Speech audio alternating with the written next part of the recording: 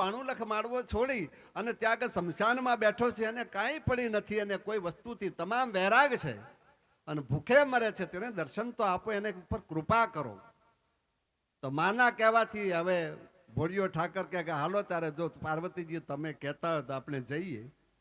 તો ત્યાં આગળ ગયા એટલે બરાબર એ દિવસે એવું બનેલું કે મળું આવેલું અને જે બાટી હતી બાટી આમ અંગારામાં નાખેલી ને શેકી અને ઉપરથી રાખ ખંખેરી ફૂંક મારીને આમ હજુ તો હાથમાં ભાંગવાની તૈયારી કરે ત્યાં જોગીના સ્વરૂપમાં પાર્વતી અને ભોળિયો નાથ બે જણા જોગીડાના સ્વરૂપમાં અલખ નિરંજન ભિક્ષાનદેહી કરીને ઉભા રહ્યા અને એમને એમ બાટી પાછળ જોયા વગર આમ હાથ લાંબો કર્યો. કોણ છે જોયું નહીં, પાછળ સીધે સીધો હાથ લાંબો કર્યો અને એ વખતે ભોળિયા નાથે પૂછ્યું કે 8 દિવસથી ભૂખ્યા છો અને મને આપો છો આ બાટી, મનમાં કંઈક ચિંતા તો રહી નહીં જાય ને, ભરખો નહીં રહી જાય ને કે હું ભૂખ્યો રહી ગયો, મનમાં રહી નહીં જાય ને.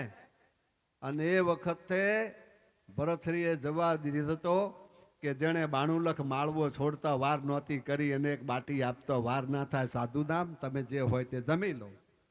અને એ વખતે ભગવાને બાટી તો લઈ લીધી પણ માં ભગવતીને એમ કીધું કે હજુ આની તપસ્યા પાકી નથી. માતાજી કે કેમ?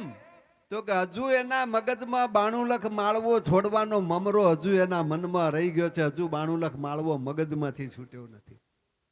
તો તમારે મારે જો ભક્તિ અહીંયા કરવી છે તો આપણે બધાય ભક્તિ નથી કરતા, ભક્તિની વાતો કરીએ છીએ. સાહેબ ભક્તિનું જે સાધન છે ને, ભજન ગાઈએ, પેટી વગાડીએ, તબલા વગાડીએ, મંજીરા વગાડીએ, આ બધું વગાડીએ, સારી વાણી ગાઈએ, નાચીએ, કૂદીએ, ઓર્ગન વાપરીએ, બેન્જો વાપરીએ, આ બધા તો સાધન છે. આ ગરદણીએ રસોડું કર્યું છે ને તો આટલા બધા માણસને જમાડ્યા તો તમે જોઈ આવો એક ટેમ્પો ભરાય ને એટલા રસોડાના વાસણ હશે, કડાયા, તપેલા, તાવડા, જારા, કેટલું બધું હશે. એમાં જે રસોઈ પાકી અને જ્યારે બધા રસોઈ બનાવતા હશે એટલે કેટલા દેકારા થતા હશે, કોઈ શાક સમારતો હશે ને કોઈ તાવેથા ફેરવતો હશે ને કડાયા ખખડતા હશે ને અવાજ થતો હશે ને.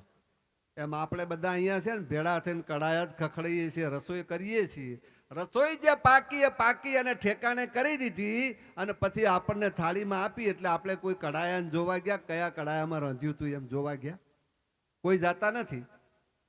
તો એમ કઈ ઢોલકી હારી વાગી, કયા ગળામાંથી સૂર હારો નીકળ્યો, એ બધું આ તો બધા છે ને વાજિંત્રો, કળાયા, તાપેલા, તાવેથા છે.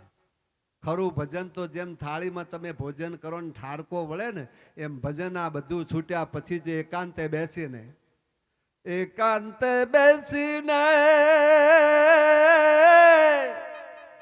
એ કરે જો આરાધના તો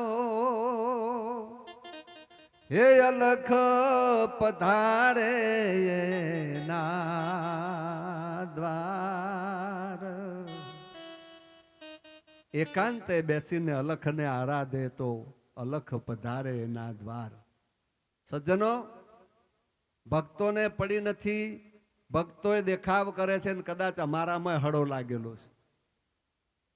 પારકી વાણીઓની ચોરીઓ કરી કરીને એમાં અમે સેમ્પલિંગ બધું અત્યારે એસેમ્બલ કરી કરીને અમે રડતું કરીએ છીએ તમારી સામે. અને એટલા માટે અસર નથી આવતી. આ બે ઘોડે બેહીએ છે ને આ એમાં સાહેબ.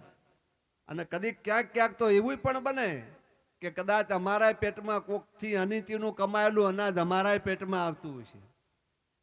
પણ સજ્જનો એક વાત કરી દઉં કે કોકને લાગી જાય, કારણ કે કૃષ્ણ ભગવાને તો ગીતામાં એમ કહ્યું છે મનુષ્યાણામ સહસ્ત્રેષુ કશ્ચિત યતતિ સિદ્ધયે યતતામ અપી સિદ્ધાનામ કચ્ચિન મા વેત્તિ તત્વતઃ.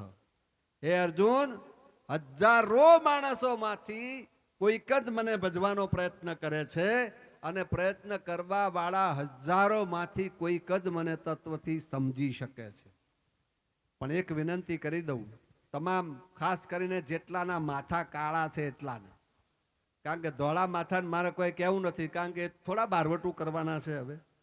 એટલે ધોળા માથાવાળાને તો ચિંતા છે જ નહીં. તમે તમારા ઘણા ખરા એક વખત એક ભાઈ મને મળ્યા કે અમારા બાપજીએ 1.5 લાખ જણના બીડીઓ મસાલા છોડાયા. મેં પૂછ્યું તમે ઉંમર કેટલી થઈ? મને કે 60 વર્ષ. મેં કહ્યું તમે છોડ્યો? તો કે હા છોડી દીધો. એટલે મેં કહ્યું તમે ભણેલા છો? તો કે હા. મેં કહું તમે જન્મ્યા એટલે ઘરમાં તમારા મા બાપે તમને કીધું તું મસાલા ખાજો એમ? તો કે ના. તો ભણવા ગયા તમારા સાહેબે કીધું તું મસાલા ખાજો? તો કે ના. પછી મોટા થયા તમારા અડોશી પડોશી સગા સંબંધી ગામના કોઈ વડીલ એમને કોઈએ કીધું તો મસાલા ખાજો? ના, કોઈ એવી અમને ખાવાનું કીધું જ નહોતું. મેં કહું તમારા મા બાપનું માન્યા નહીં, ખાવાનું તો કીધું નહોતું તોય તમે ખાધા. મા બાપનું માન્યું નહીં, શિક્ષકમાં ભણવા ગયા ત્યાં શાળામાં એનું માન્યું નહીં, મોટા થયા કુટુંબ વડીલોનું કોઈનું માન્યું નહીં, ગામનો કોઈ સંત સાધુનું માન્યું નહીં, અને તોય તમે ખાધા.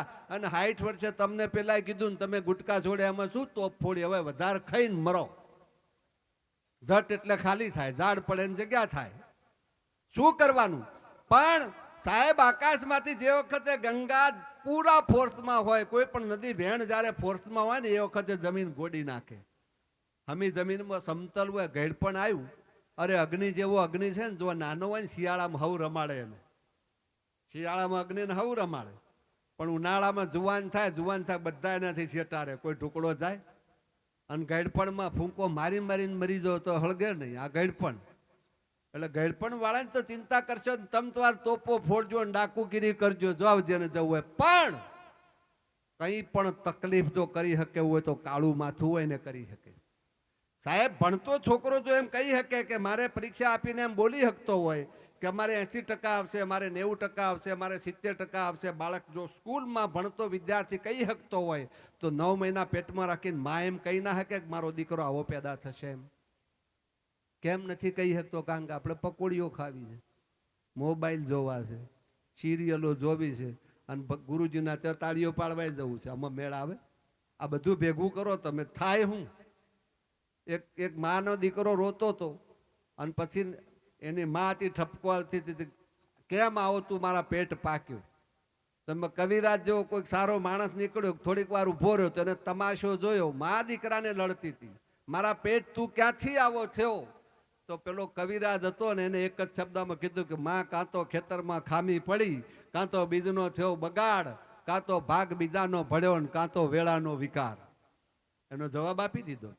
એમ સાહેબ જો ભક્તિ જ જો કરવી છે તો મહેરબાની કરીને જ્યાં સુધી આપણે પોતે વિષયોમાં લપેટાયેલા છીએ, ભોગો ભોગ મળે એને. તમે જુઓ, એક વસ્તુ ચોક્કસ કહું છું, અને સાહેબ સંતાન પણ આજની બહેનો દીકરીઓને મેં એટલી મહેરબાની કરીને કહું છું, પહેલા આપણી મા જે હતી ને બિચારા અભણ હતા.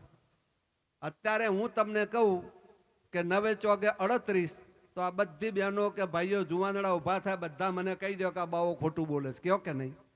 9 ચોક 38 થાય? તમે ભણ્યા તો તમને ખબર છે કે 38 ના થાય, પહેલા થતા હતા હોળે સગે સનનું. આવું થતું હતું પહેલા, ગમે એમ સમજાવે, ભણેલા જે કોઈ હોય સમજાવતા હતા અને બધું પૂરું કરી દેતા હતા.